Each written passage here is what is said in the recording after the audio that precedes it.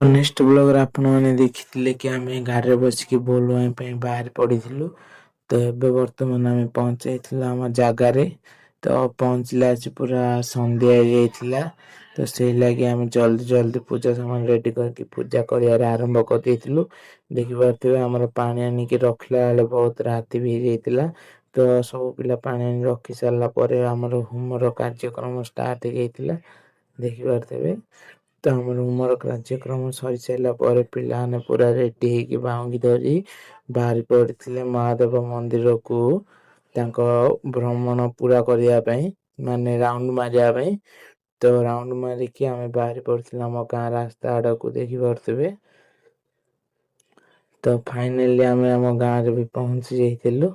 ତ ଆମେ ଆମ ଗାଁରେ ପହଞ୍ଚିକି ପ୍ରଥମେ ପଳେଇଥିଲୁ ଆମ ମହାଦେବ ମନ୍ଦିରଙ୍କ ପାଖରେ।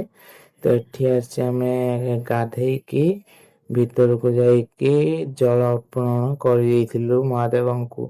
ତ ଭିଡ଼ିଓଟି ଭଲ ଲାଗିଥିଲା ଲାଇକ୍ କମେଣ୍ଟ ସେୟାର କରିବେ। ରହୁଛି ଭାଇ, ଜୟ ଜଗନ୍ନାଥ।